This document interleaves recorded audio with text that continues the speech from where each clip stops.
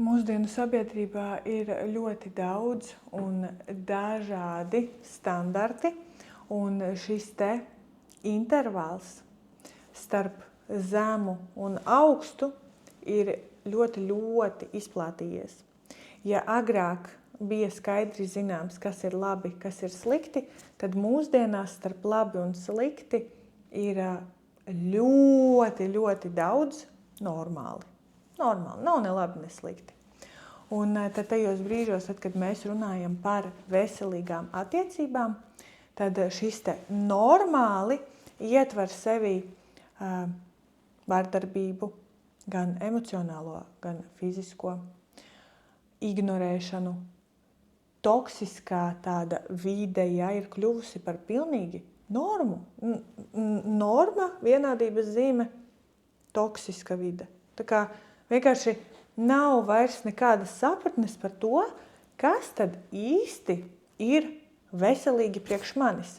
Ja es tagad ieju un paprasu ChatGPT, kas ir normāla veselīga vide, tad es vismaz saprotu un pēc tā es varu vadīties, vai man ir pie kaut kā jāpiestrādā vai nē, bet to es varu tad kaut kā vēl to visu izplātīt un iepakot tādā formātā, kur varbūt, ka es vienkārši nepareizi noformulēju jautājumu.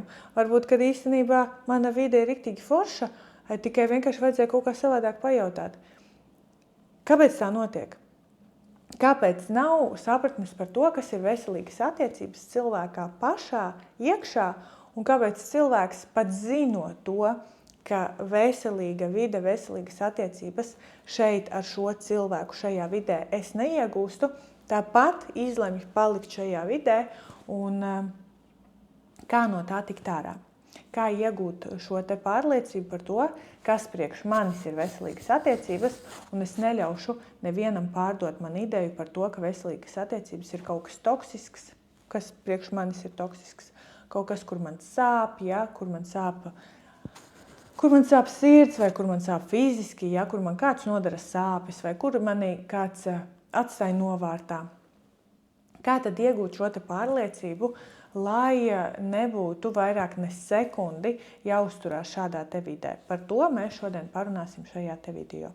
Mans vārds ir Juta Beļecka, es esmu attiecību stratēģe, un es palīdzu tieši tiem cilvēkiem, kuriem, ja arī ir gadījies kādreiz dzīvē būt kaut kādā nepatīkamā attiecību pieredzē un izejot pēc šīm te attiecībām, ir kaut kādas bailes vai neticība tam, kad vispār ir iespējams veselīgas attiecības, es palīdzu atgūt šo te iespēju uz veselīgām, patīkamām attiecībām.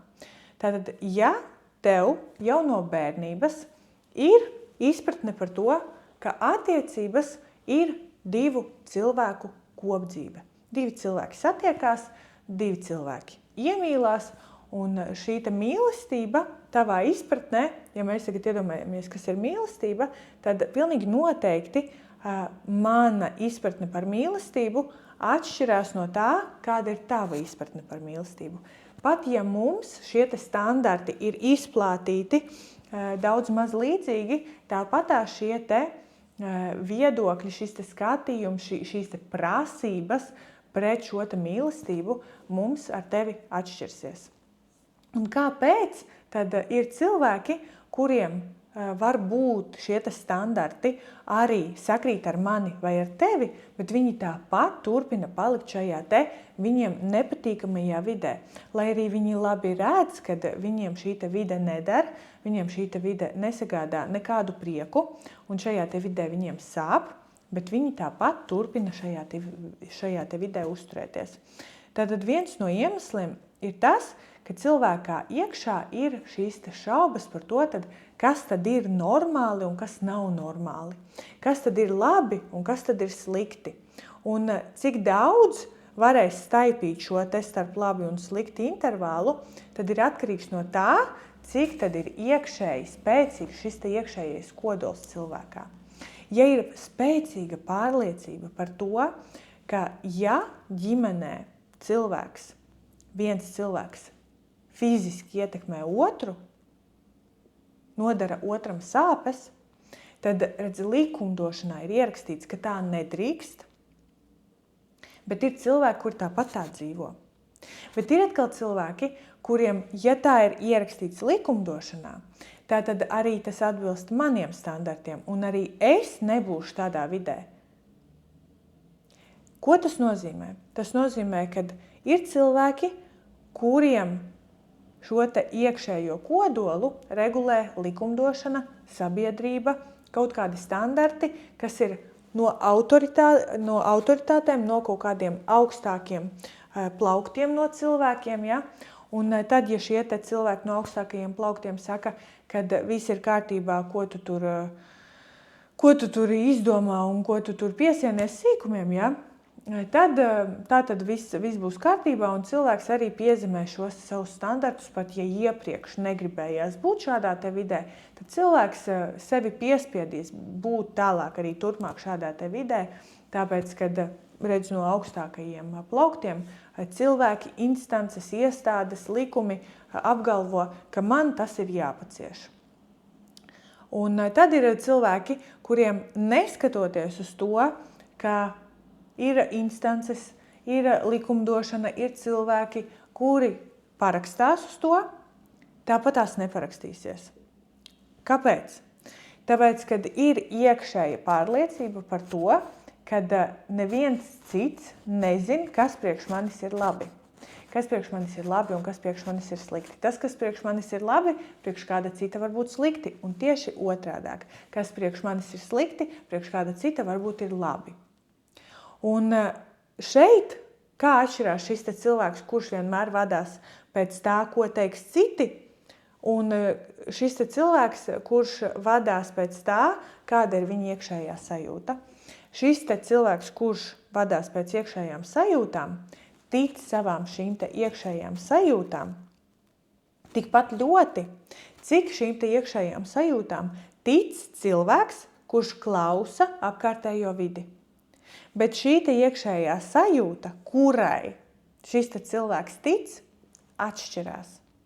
Un ja mēs tagad runājam par iekšējo sajūtu, kas saka, iederties, pielāgojies, pacieties, tu taču neko nesaproti, aizej pajautā, ja nezini, nevar muti vaļā. Šīs visas sajūtas, šīs visas balsis, šīs visas pārliecības, kas skan galvā tam cilvēkam, kurš tātad vadās pēc apkārtējās vides. Jo kādreiz viņš noticēja tam, kad iekšējā pārliecība viņu atvedīs pie nosodījuma, viņu atvedīs pie kļūdām, viņu atvedīs pie kaut kādas sāpīgas pieredzes. Tāpēc šai sāpei, šai nosodījumam, šai izstumtības sajūtai sakot negribās. Gribās sakot tai sajūtai, kas tad ļaus neuzņemties varbūt tik daudz atbildības, tik daudz neiespringt, daudz neanalizēt, daudz gudri nerunāt, daudz gudri nedomāt. Bet kāpēc vispār ir jādomā, ja var pajautāt kādam citam, vai ne? Bet šis otrs cilvēks, kurš vadās pēc savām iekšējām sajūtām, kas viņam saka, neviens nezina labāk kā tu. Ja tu nezini, tad aizej un pārbaudi. Kļūdīties ir cilvēcīgi. Labāk kļūdies tu savā dzīvē, nekā skaties, kā kļūdās, piemēram, citi cilvēki, bet citi cilvēki varbūt darīja savādāk nekā tu dari pa savam. Esi īsts. Neviens cits tavā vietā tavu dzīvi nenodzīvos. Ja? Tātad jūti atšķirību starp šo kur cilvēks baidās, kautrējās, ir iespiests stūrī, kur no stūra viņu izvilkt var tikai kāds cits, kuram ir viedoklis, kuram ir kaut kāda vara, kuram ir kaut kāda ietekme. Ja? Jo šis cilvēks šo varu, ietekmi un viedokli ir atdevis citiem. Bet šis cilvēks, kurš pats ir paņēmis varu un ietekmi tikai pār sevi, ne jau pār citiem, bet pār sevi, tad viņš arī ir gatavs uzņemties šo atbildību. Un kurš cilvēks ļaus attiecībās sev darīt pāri? Tas cilvēks, kurš saprot, ka neviens cits viņu šajās attiecībās nav ievedis, un neviens cits viņu no šīm attiecībām neizvedīs. Tas nenozīmē, ka cilvēks, kuram ir spēcīgs šis iekšējais kodols un kurš sako sajūtām, kad es tikai zinu, kā ir vislabāk priekš manis, neviens cits manā vietā neizdarīs, neviens cits manā vietā atbildību neuzņemsies. Tas nenozīmē, ka šis cilvēks nekad nevar nokļūt neveiksmīgās attiecībās. Tas nozīmē to, ka šis cilvēks nokļūstot šādās neveselīgās attiecībās, neveselīgā vidē, viņš atradīs ceļu ārā no turienes pats. Arī ar citu cilvēku palīdzību varbūt, bet viņā pašā būs šī vēlme. Viņš nemeklēs šo vēlmi kādā citā, un viņš nemeklēs kādu, kuram vajag to vairāk nekā viņam pašam.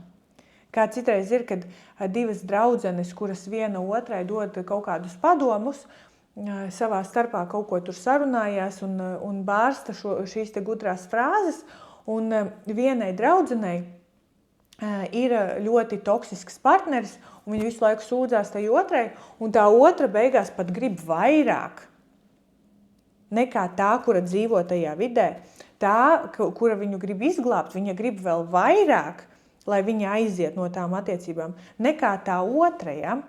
Tas ir tāpēc, ka šis cilvēks meklē visu laiku otrā cilvēkā atbildību, padomu, atbalstu, vispār vēlmi un motivāciju, tāpēc, ka šis cilvēks pat, ja viņu izdabūs kāds cits ārā no attiecībām, ja, nav jāuzņemās atbildība. Ja šis cilvēks, cik bieži nav dzirdēti šie gadījumi, ka cilvēks iziet no attiecībām un nav laimīgs arī bez šī toksiskā partnera, un tad beigās ir vainīgs tas cilvēks, kurš tad ir pastiepis roku, palīdzīgu roku un palīdzējis tikt ārā no šīs vides. Ja? Un beigās tas cilvēks izrādās vainīgs. Ja? Tāpēc nav runa par to, kas ir pareizi, kas ir slikti, kas ir balts vai kas ir melns priekš manis. Nav runa, kas tas ir priekš citiem. Runa ir par to, kas tas ir priekš tevis, kas priekš tevis ir labi, kas priekš tevis ir slikti un kāpēc, un cik tālu tu ļausi plātīt savu šo intervālu, varbūt, ka tu ļausi pabīdīt vairāk uz slikto, varbūt, ka tu vēl vairāk samazināsi šīs savas prasības, lai vēl vairāk tev varētu kāpt uz galvas, bet varbūt tieši pretēji ar gadiem tev šīs prasības pret apkārtējiem pieaug un prasības pret sevi samazinās. Tā arī var gadīties. Tā kā, ja ir pierasts pie toksiskas vides un kādreiz tu sajūti sevi šo impulsu, kad tu gribi sevi izvilkt ārā no šīs toksiskās vides, tad var meklēt palīdzību, var vērsties pie draudzenēm, pie radiniekiem, pie paziņām pēc palīdzības, bet šī palīdzība būs tik īslaicīga, cik tu pati būsi gatava sev palīdzēt un uzturēt šo veselīgo vidi sevi iekšā. Jo, ja tava vide tevi iekšā saka, pakļaujies, pielāgojies, plāti savus standartus, tad tu vienmēr būsi toksiskā vidē. Ja ne pie šī partnera, tad tu atradīsi citu partneri, kurš būs varbūt vēl sliktāks.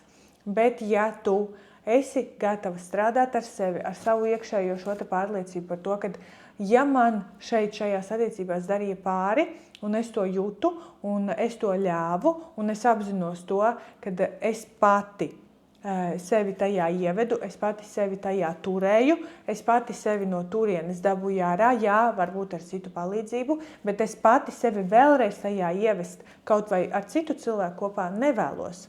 Tad kas man ir jāmaina? Man ir jāmaina šī iekšējā pārliecība. Man ir tiešām jānotic tam, kad es zinu labāk nekā citi.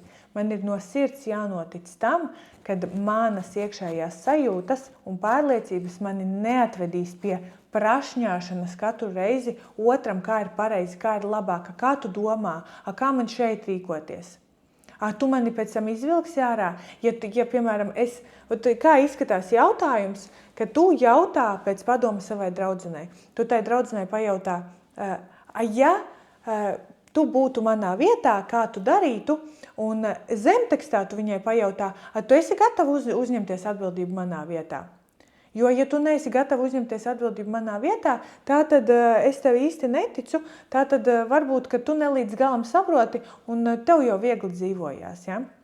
Tas ir tas, kas tiek uzrakstīts mazā drukā zemtekstā.